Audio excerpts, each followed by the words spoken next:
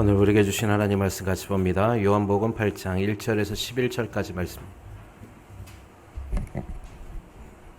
요한복음 8장 1절에서 11절까지 말씀을 제가 봉독하겠습니다. 예수는 감람산으로 가시니라.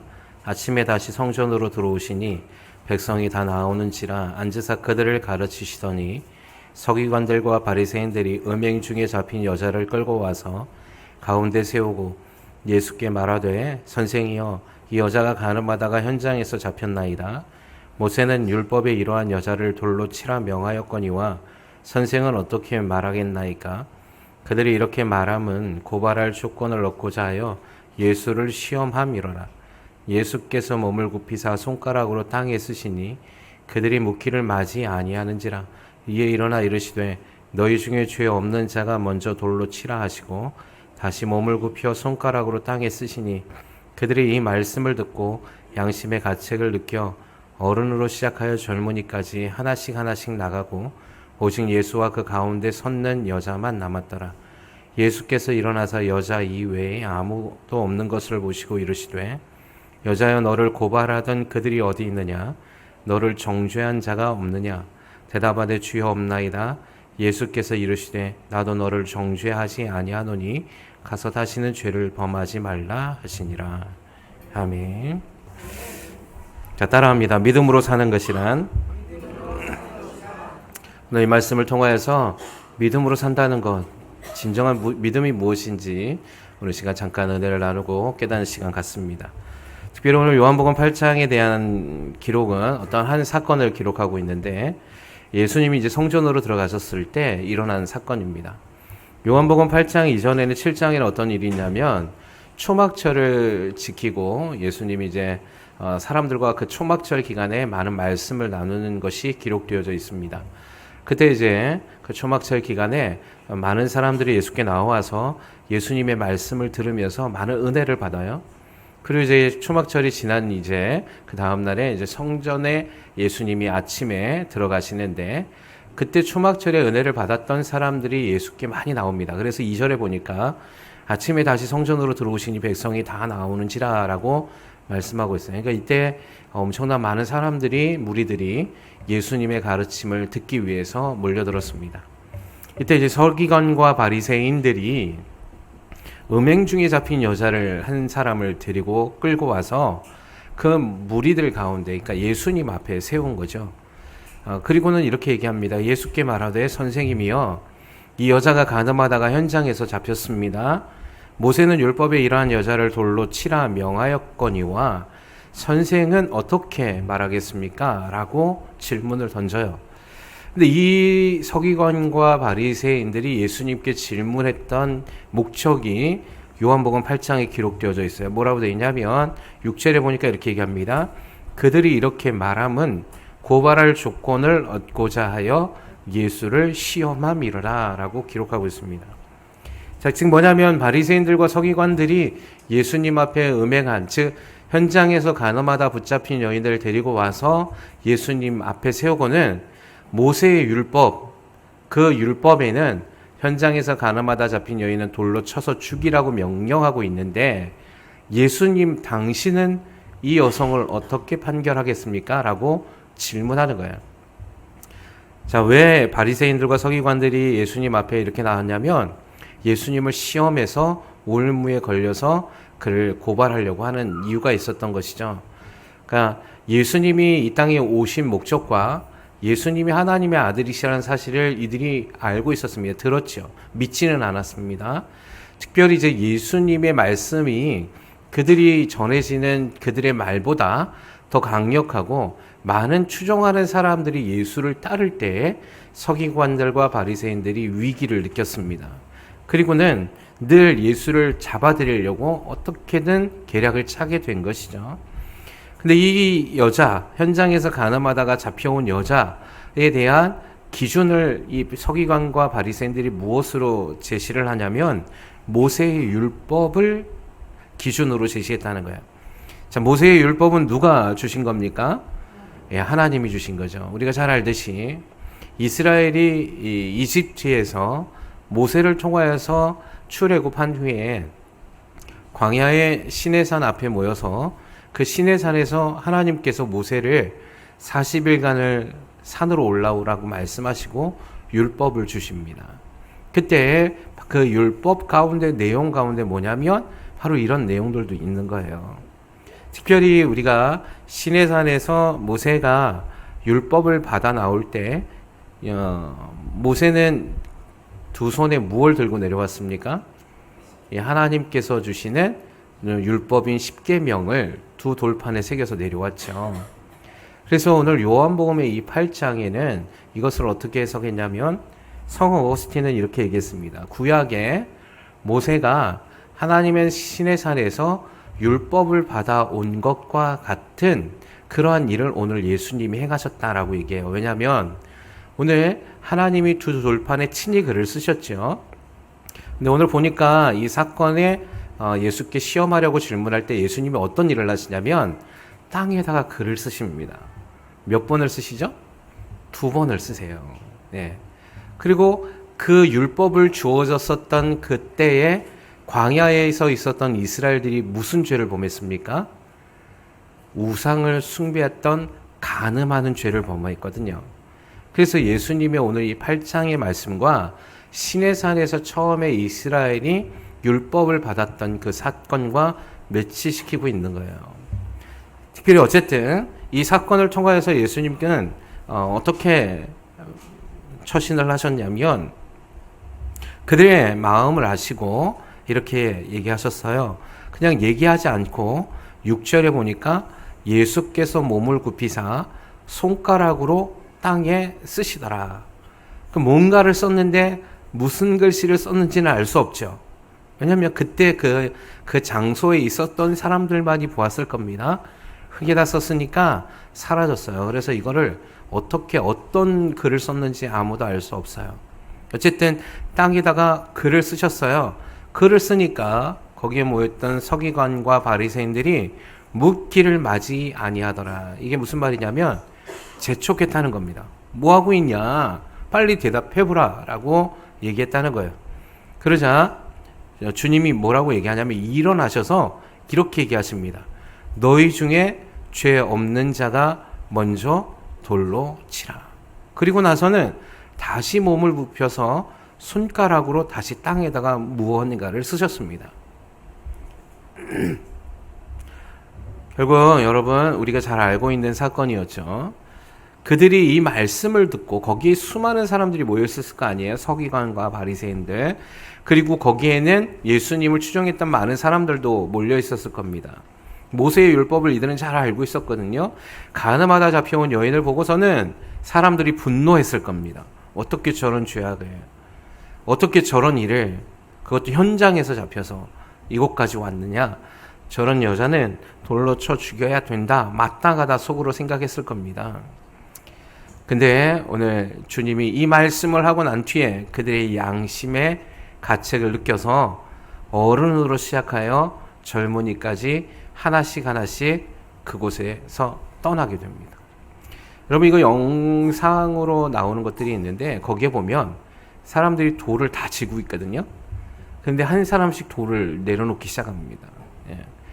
결국은 그 장소에 모두가 다 떠나고 예수님과 여자만 남게 돼요.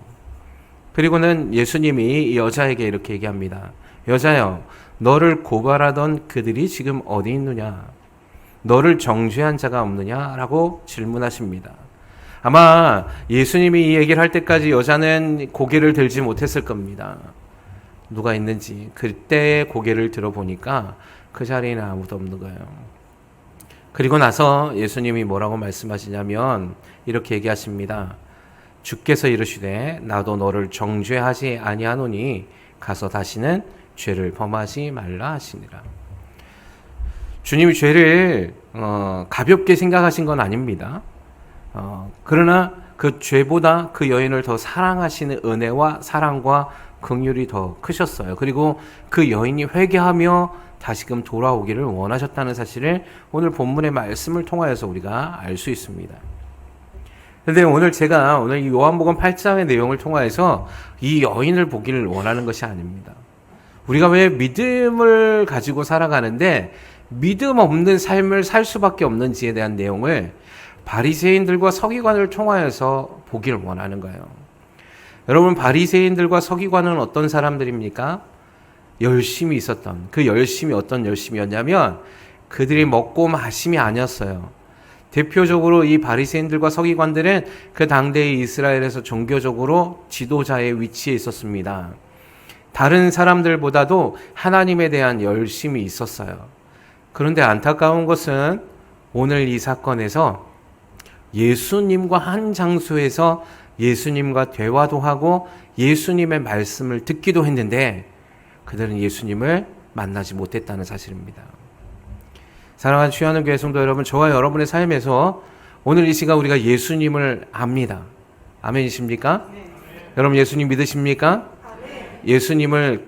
우리가 예수님의 말씀을 따라 살기를 원하십니까? 네. 예. 근데 문제는 그 믿음대로 못 사는 게 문제죠. 왜 나는 예수님을 믿는다 하노라 하면서 자꾸만 넘어지는가? 예.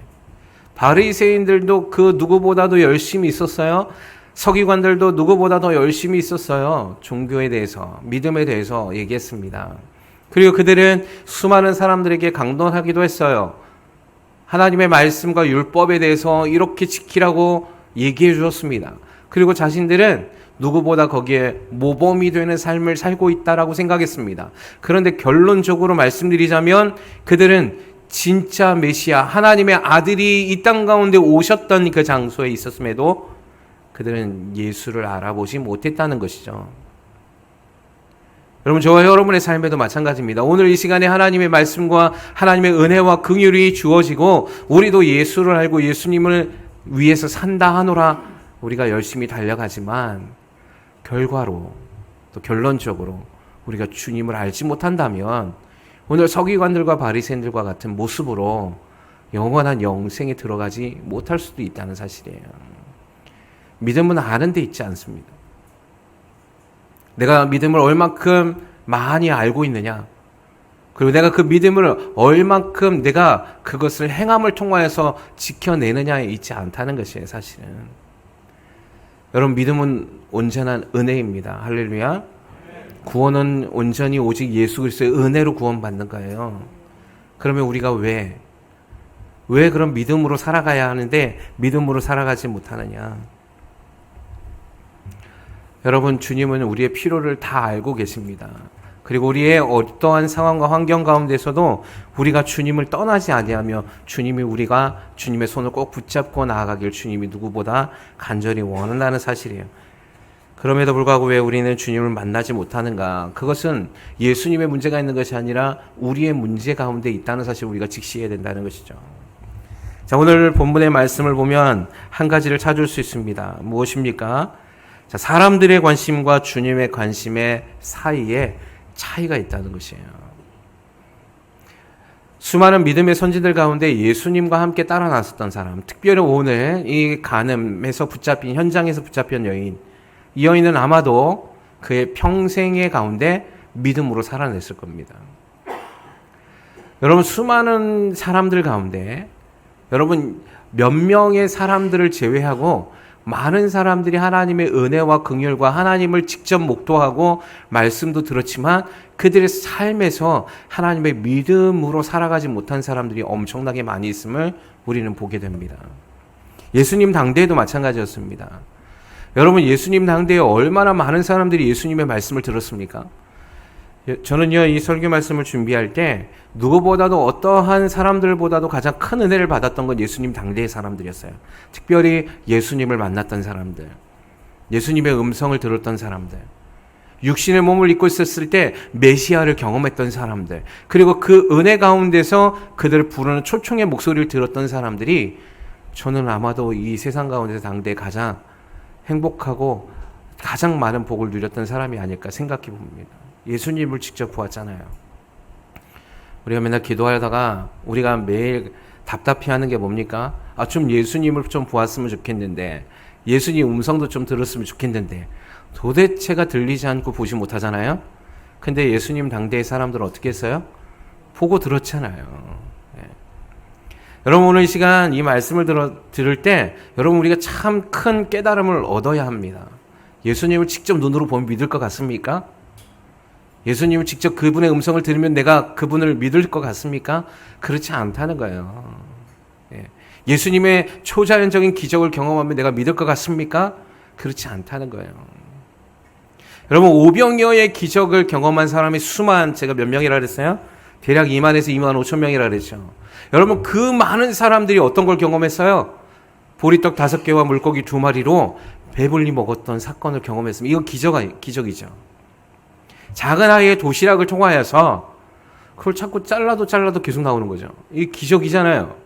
거기에는 2만 5천 명이 되는 사람들이 있었어요. 근데 그 가운데 진짜 믿음으로 살아낸 사람은 과연 몇이나 있을까? 이걸 생각하셔야 된다는 거죠. 여러분, 그들은 예수 다윗의 자손이여라고 소리쳤습니다. 근데 결국 예수를 십자가에 못 박은 사람들이 누굽니까? 이스라엘 백성들이었어요. 여러분, 예수님을 보는 것과 예수님의 음성을 듣고 예수님의 기적을 체험하는 것이 믿음이 아니라는 사실입니다. 진정한 믿음은 어디서 나오느냐? 바리새인들은 율법을 몰랐을까요? 서기관들은 말씀을 몰랐을까요? 그들의 삶에서 그들의 존재의 이유가 하나님의 말씀을 지키는 것이었거든요. 그런데 결론적으로 그들은 구원을 받지 못했습니다. 그런데 예수를 알고 예수님의 말씀을 지키려고 애썼던 사람들도 수많은 사람들이 구원받지 못했다는 것이죠. 구원받은 소수의 사람들은 어떤 삶을 살았다는 겁니까? 진정한 믿음으로 살았다는 것이죠. 근데 진정한 믿음이 무엇이냐? 오늘 보십시오. 가늠한 여자, 현장에 잡혔던 여자, 그리고 수많은 사람들, 예수님의 제자들도 마찬가지요. 더 나아가 예수님께 고침을 받았던 사람들, 그 가운데 몇 명의 사람들이 성경의 말씀에 기록되어져 있죠. 그들의 공통점이 있습니다. 그게 뭐냐면 그들의 관심사가 그들에게 있지 않았다는 겁니다. 그들의 주 관심사가 그들이 어떻게 살아야 하는 데 있지 않았다는 거예요. 할렐루야. 내가 오늘 무엇을 먹을까, 무엇을 마실까, 무엇을 입을까에 대해 관심이 없었어요. 그들의 삶이 무엇에 있었어요? 오직 예수님께 있었다는 것입니다. 진정한 믿음으로 산다는 것이 무엇일까요? 제가 한 주간 고민하면서 이 말씀을 준비할 때 우리는 믿음으로 사는데 왜 믿음으로 승리해내지 못할까? 그 이유가 뭘까? 기도도 하고 예배도 참석하고 하나님의 말씀도 읽는데 왜 자꾸만 넘어지는 것일까? 근데 믿음의 사람들 성경의 말씀에 보니까 예수님을 만나고 난 다음에 믿음으로 살아왔던 사람들 가운데 넘어졌다는 얘기가 별로 없어요. 거의 없어요. 그들의 삶에서 변함이 없어요. 항상 그 자리에서 그렇게 주를 갈망하고 살아갔더라는 것이죠. 여러분, 천국은 이런 자들의 것입니다. 주를 갈망한 사람들. 이곳에서 세상에 한 발, 믿음이 한 발 두고 있는 사람들이 천국에 들어가지 않습니다. 오직 믿음으로 사는 자들이 천국에 들어갈 것이라고 얘기하고 있어요. 아, 목사님 이거 너무한 거 아니에요? 아니, 제가 얘기한 게 아니라 주님이 말씀하신 것이죠. 아버지의 말씀을 따라 그 계명을 지키는 자라야 천국에 들어간다라고 얘기하고 계십니다.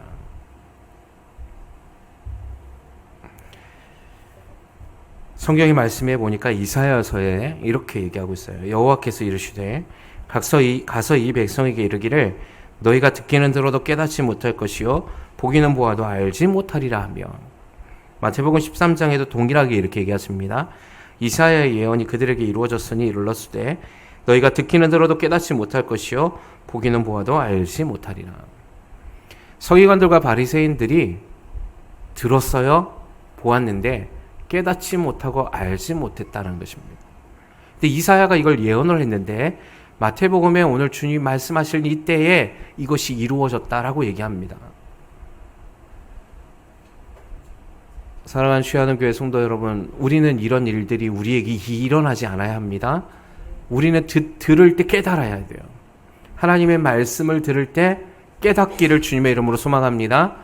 그래서 우리 구원받은 하나님의 자녀가 되어야 되는 것이죠.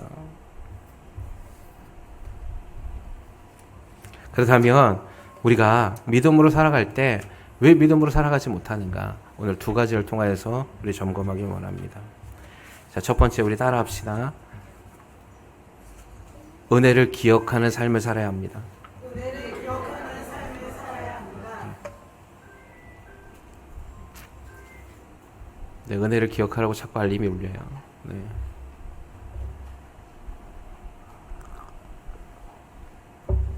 여러분, 개구리 올챙이적 생각 못한다라는 속담이 있어요.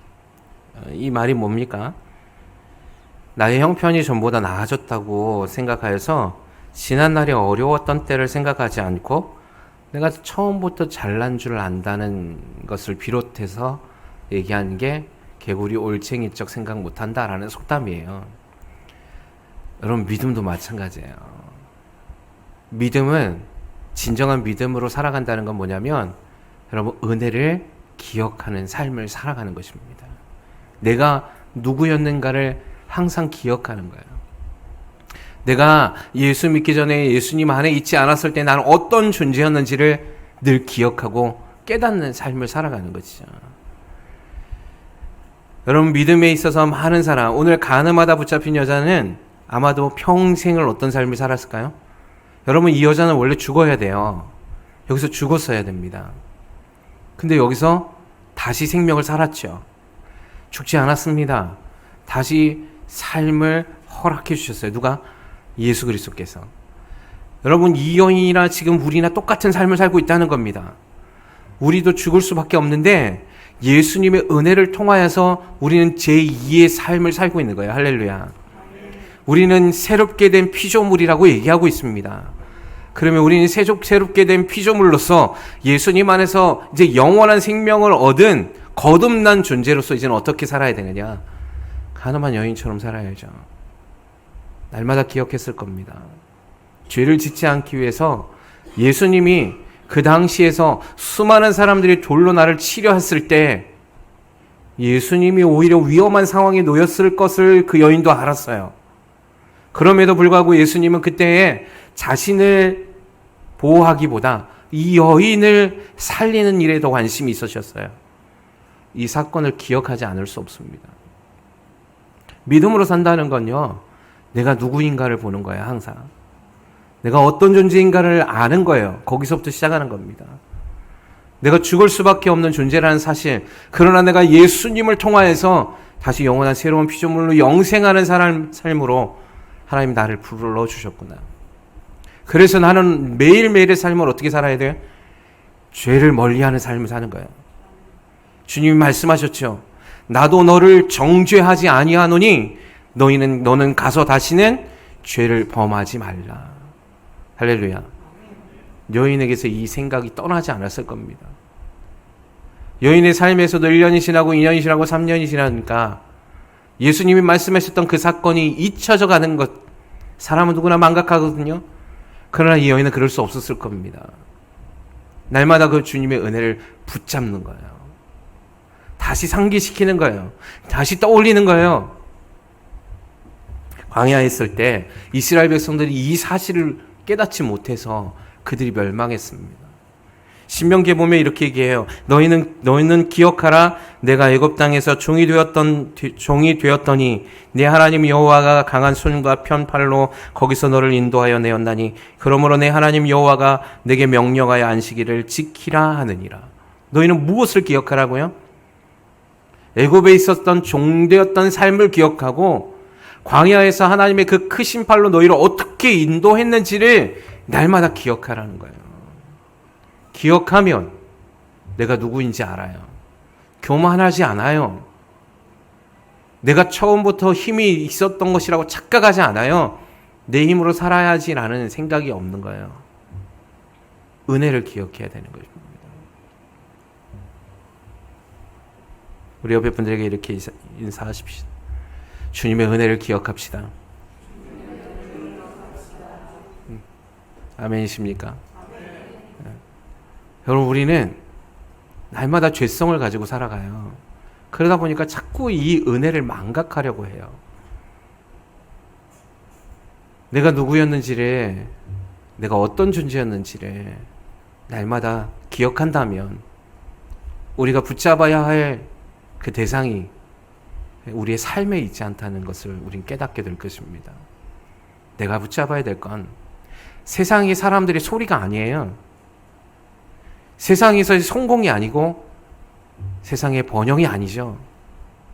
오직 주님이 될 겁니다. 왜? 나를 살리신 분이 주님이시니. 주를 위해서 산다는 것이 바로 이런 거 아니겠어요? 세상에서 내가 얼마나 큰 차를 모는지, 얼마나 많은 사람들과 같이 지내면 내가 그 명예의 자리에 있는지, 이것이 중요한 게 아니죠. 내가 얼만큼 화려한 옷을 입고 있는지, 내가 얼만큼 멋진 가방을 들고 있는지, 내 자녀가 얼만큼 성공한 대학을 갔는지, 이것이 중요하지 않다는 것이죠. 믿음의 성공자들은 다 항상 이 믿음을 중요시 여겼습니다. 그래서 그들의 고백에는 항상 입술로 그랬어요. 나의 모든 삶의 주인은 예수 그리스도이십니다. 여러분, 이것이 오늘 우리가 믿음으로 살아가는 데 있어서 가장 중요한 기억되어져야 할 사항이라는 사실을 꼭 기억하시길 주님의 이름으로 소망합니다. 그래서 우리는 은혜를 기억해야 돼요. 믿음으로 산다는, 내 자신을 계속적으로 발견시켜내야 되는 거예요. 내가 누구인가. 자, 두 번째, 믿음으로 산다는 것 따라합니다. 내 꿈이 아닌 날 부르신 뜻을 이루며 사는 것입니다. 예. 여러분, 재미있는 건 예수님의 제자들이 예수님께 부름 받았을 때 12명 모두 다 그들이 무엇을 꿈꾸며 살았는 줄 아십니까? 성령이 임하기 전까지, 예수님이 십자가에 돌아가시고 부활하셨을 때까지 이들은 이 삶을 살았어요. 뭐냐면 자신들의 꿈을 이루며 살아가기를 소망했습니다. 그래서 날마다 싸운 거예요. 예수님이 이제 장차 왕권을 잡으실 때가 올 텐데, 그때 내가 예수님의 오른편에, 나는 좌편에, 나는 어디에, 자신들의 꿈을 이루려고 예수님을 이용하는 자리에 있었던 것이죠. 믿음은 예수님을 통하여서 내 꿈을 이루는 것이 아니라는 사실입니다. 믿음은 예수님을 통하여서 내 꿈을 실현시키는 것이 아니라 주님의 꿈을 실현시키는 것이에요. 아멘이십니까? 누구의 꿈을? 주님의 꿈을. 누구의 소망을? 주의 소망을. 그걸 부르심이라고 얘기합니다.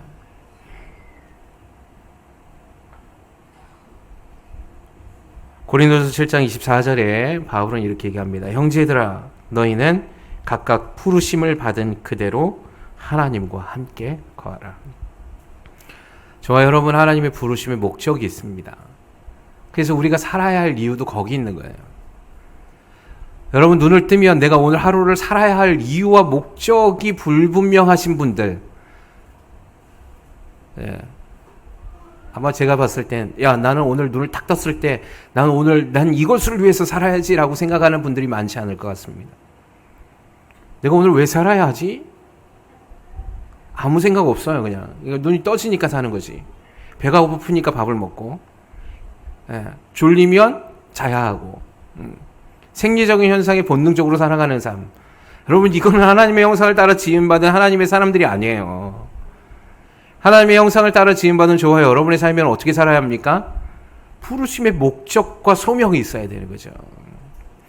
근데 이 소명이 있는 사람들이 있어요. 난 오늘 이 삶을 위해서 살아야지라는데, 하나님의 부르심과 소명을 위해서 살아가는 사람들이 이 소명을 붙잡지 못하는 대부분의 사람들이 많고요.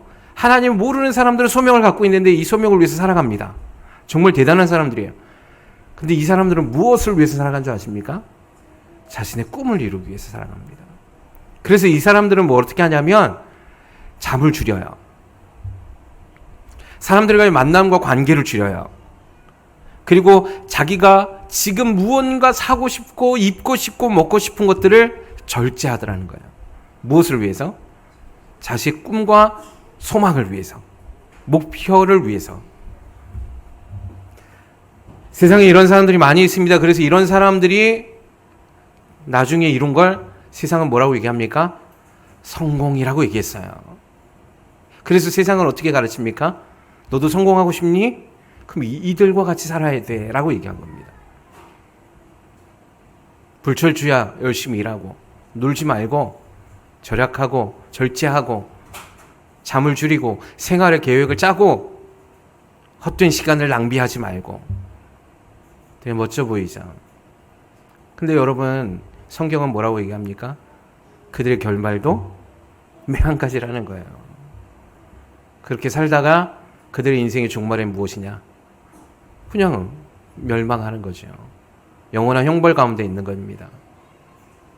근데 믿음의 사람들이 저와 여러분의 그리스도인이라고 하는 저와 여러분의 삶에서 우리가 우리의 삶의 목적과 부르심이 있음에도 불구하고 우리는 하나님의 부르심의 소명도 알지 못하고 세상에 있는 성공도 쫓아가지 못하는 이러지도 저러지도 못하는 삶을 살아가고 있다는 것이죠. 바울은 이런 사람들을 제일 불쌍한 사람이라고 얘기했습니다. 세상에서. 차라리 하나님을 믿든지 아니면 세상에서 열심히 놀다 형벌 당하든지 이러지도 못하고 저러지도 못하고 둘 다 못해가지고 결국 결론에는 제일 불쌍한 사람들이 될 수도 있다 이렇게 얘기한 거예요. 그러나 바울은 얘기합니다. 아니 우리는 그러나 하나님이 계시기에 우리의 목적과 끝은 형벌이 아니라 영생이기에 우리의 삶의 목적은 하나님의 부르심과 소명에 있다라고 얘기하고 있는 것이죠. 믿음을 지켜내는 것이 무엇입니까? 믿음으로 산다는 것이 무엇입니까? 내 꿈이 아닌 주님의 부르심과 소명을 위해서 날마다 살아가는 거예요. 오늘 아침에 눈을 뜨시면 내 생명을 오늘 하루 연장시켜 주신 하나님의 뜻이 무엇인지를 보는 겁니다. 그냥 시간이 됐으니까 눈을 뜨니까 내 생명이 그냥 오늘도 연장되는구나 라고 생각하는 것이 아니라 그냥 사니까 사는 게 아니라 오늘 삶에서 오늘 하루 오늘 2024년 6월 16일에 하나님이 나를 오늘 생명 가운데서 생명을 연장시켜 주셨다면 오늘 해야 하는 이 부르심의 소명이 무엇인지를 발견해내는 거예요.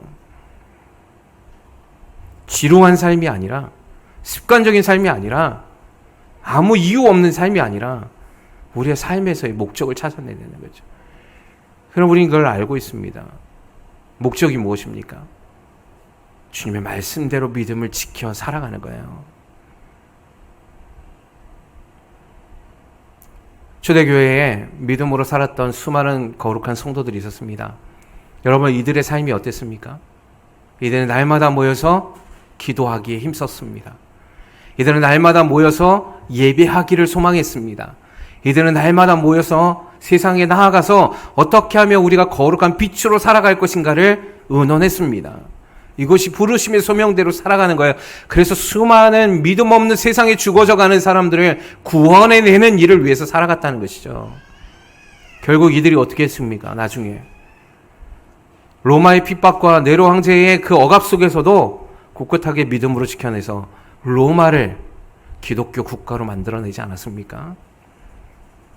로마라는 대제국을 하나님의 나라로 바꿨습니다. 할렐루야. 이게 부르심의 소명이잖아요. 하나님이 이들과 함께 하십니다. 그리고 우리는 그것을 위해서 부르심 받는 거야. 이걸 믿음이라고 얘기하는 것이죠.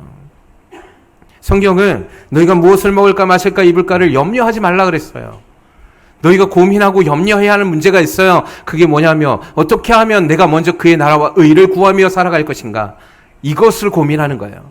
그래서 이것을 위해서 부르짖는 것이죠. 그리하면 이 모든 것을 너희에게 더하여 주시리라.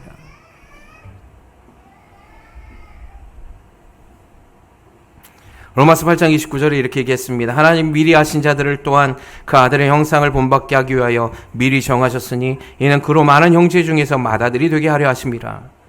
또 미리 정하신 그들을 또한 부르시고 부르신 그들을 또한 의롭다 하시고 의롭다 하신 그들을 또한 영화롭게 하셨느니라. 하나님 우리를 부르신 목적이 있는데 뭐냐면 하나님의 아들의 형상을 본받게 하기 위해서 그리고 그 형상을 전하게 하려 하심이라는 것이죠. 당신이 이렇게 살 존재가 아닙니다. 당신이 세상에서 이렇게 애쓰며 노력하면서 결국 신기루와 같은 걸 붙잡다가 탈진하고 낭망하고 절망 가운데서 영원한 형벌 가운데 살 존재가 아니라 하나님의 영화로우신 빛 가운데서 하나님의 거룩한 자녀로 부르신 사람이라는 사실을 전하게 하려 함이라는 것이죠. 그렇기 때문에 우리가 어떻게 돼야 되냐면 우리가 믿음으로 살아야 되는 거예요. 저와 여러분이 다른 거 없어요. 복음을 증거하는 것 가운데 가장 탁월한 건 뭐죠 아십니까? 여러분이 복음의 증인이 되는 거예요. 할렐루야. 여러분을 통하여서 하나님의 역사가 믿지 않는 사람들의 눈에 보여야 된다는 것입니다. 세상의 방법대로 살아가서 승리하고 성공하는 것이 아니라 하나님의 방법과 하나님의 뜻 안에서 세상보다 더 높은 성공의 위치에 서 있어야 된다는 것이죠. 그게 하나님의 선택이에요. 그래서 약한 자들, 없는 자들을 통하여 세상에 있는 자들, 강한 자들을 부끄럽게 하려 하시는 것이 하나님의 뜻 아니겠어요? 근데 약한 자들 불러서 하나님이 쓰기를 원하시는데, 세우기를 원하시는데 주님의 관심, 주님의 뜻에 관심이 없어요. 주님, 내가 고통 가운데에서 눈물을 흘리고 부르짖어서 하나님이 날 불러주셨는데 그 부르심에 대한 은혜를 망각한 채 내가 좀 살만하니까 내 힘으로 뭔가를 할 수 있을 거라고 또 착각하기 시작하더라는 거예요. 기억하지 않습니다. 사랑하는 주여하는 교회 성도 여러분, 믿음이라는 건 주를 전적으로 신뢰하는 것입니다. 믿음이라는 건 주님의 말씀을 전적으로 의지하는 거예요. 내 생각이 들어가는 게 아니에요. 내가 삶을 살아갈 때, 오늘 무언가를 결정할 때, 내가 누군가를 만나려 할 때 그 모든 것의 결정권자가 주님이셔야 합니다. 근데 우리가 모든 걸 계획을 다 짜놓습니다. 내가 오늘 누구를 만날 것도 다 짜놔요. 나는 오늘 무엇을 해야 할지를 다 짜놔요. 그럼 하나님하고 상관없는 삶을 살아요. 주님하고. 주님이 주인 되시고 믿음으로 살겠습니다라고 얘기해놓고는 믿음은 전혀 아무런 믿음도 내 삶에서 찾아볼 수가 없어요. 단지 성경 읽고 기도하고 그냥 교회 나와 예배 드리며 그게 믿음으로 다 하는 것이라고 착각하고 살아가는 거예요. 꼭 바리새인들과 서기관 같아요. 그들은 율법을 지키고 그것을 행하면 구원받을 거라고 착각했던 것처럼 그렇지 않다는 거예요. 여러분, 가늠하다 붙잡힌 여인이 율법을 알지 못했을 겁니다. 많이. 그러나 그는 구원받은 여자였어요. 할렐루야. 여러분, 나사로가 하나님의 말씀을 들었을 때 우린 그 나사로를 누구라고 얘기합니까? 고지 나사로라 했잖아요. 가진 것도 없었어요. 고지가 아는 게 뭐가 있겠어요. 여러분, 그러나 그 사람은 구원받았습니다.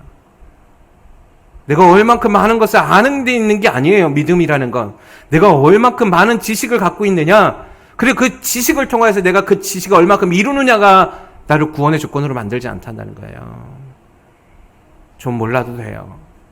그런데 내 안에서의 삶의 기준이 예수가 된다면, 내가 경험한 예수님의 말씀을 세상과 구별하여 살기로 결정한다면 그 사람은 오늘 믿음의 사람인 것입니다.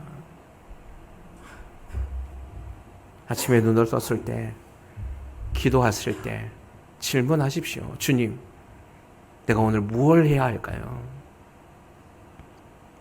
음식을 먹을 때도 이 음식을 먹을 때 먼저 주님께 감사하십시오. 먹을 수 있게 하심을 감사하시고, 내가 누군가를 만날 때에도 하나님, 내가 이 사람을 만날 때 이 사람을 만나도 되는 것인지 주님께 여쭤보십시오. 내가 어떠한 사람과 어려운 상황에 처했을 때 내가 생각하고 계획했던 일들을 선택하기보다 그 선택에 앞서서 무릎을 꿇고 주님이 이 문제 가운데서 주여 주님의 해결하심을 보게 하여 주시옵소서. 내가 어떤 것을 선택해야 될까요? 질문하시길 바랍니다. 믿음이란 성경의 지식을 많이 아는 것이 아니에요. 믿음이란 주님을 주인으로 인정하는 데서 시작하는 겁니다. 여러분, 종은 주인의 말에만 움직입니다. 종은 생각하지 않습니다. 종은 뭐만 하면 돼요? 시키는 것만 하면 되는 거예요. 먹으라 하면 먹고, 일하라 하면 일하면 되고, 쉬라 하면 쉬면 되는 겁니다. 그게 종이에요. 그 모든 고민과 모든 계획은 누가 하는 겁니까? 주인이 하는 거예요. 근데 왜 종인 우리가 주인 행세를 합니까? 우리가 종이잖아요. 우리는 한 치 앞도 알지 못하잖아요. 우리의 인생에. 여러분 5분 후에 여러분이 일어날 일들을 알고 있습니까? 모르잖아요. 근데 왜 우리는 주인인 것처럼 내가 모든 걸 할 수 있을 거라고 생각하십니까? 그렇지 않잖아요. 우린 종입니다. 우리 모든 것을 알고 계시는 분은 주인이신 예수님이시잖아요. 그러나 그 주인은 선하신 분이십니다. 우리에게 모든 것을 다 내어줄 정도로 선하신 분이십니다. 우리를 너무나 아끼시는 분이세요. 우리를 너무나 사랑하시는 분이시잖아요. 누구보다 더 우리를 위해서 오늘 이 시간에도 우리를 위해 기도하시는 분이 주님이시잖아요. 내 사랑하는 자녀들이 오늘도 하나님의 복 안에서 살아가 승리하기를 원하시는 게 주님의 뜻이잖아요. 그 주님을 따라가야 하는 것입니다. 부르심에 대한 그 믿음이란 바로 이런 자들의 것입니다. 사랑하는 주하는 교회 성도 여러분, 오늘 이 시간 그 주님을 믿음으로 만나기를 주님의 이름으로 축원합니다. 믿음으로 살아내기를 주님의 이름으로 축원합니다. 하나님의 살아계심을 인정해드리고 그분의 그 살아계심과 그분의 역사하심이 날마다 저와 여러분의 삶에서 이루어지기를 소망하기를 주님의 이름으로 축원합니다. 그게 믿음의 사람들이에요. 내가 좀 부족할지라도 내 마음에 오직 예수 그리스도, 내 마음에 오직 주님이 있다면 그는 하나님의 사람이요 주님이 항상 함께 하시는 동행하심의 역사를 통하여 이끌어가는 주님의 복된 자녀라는 사실을 꼭 기억하셔서 주님의 부르심을 이루어드리며 믿음으로 성공하고 승리해서 주님께 영광을 올려드리는 저와 여러분의 삶이 되기를 주님의 이름으로 축원합니다.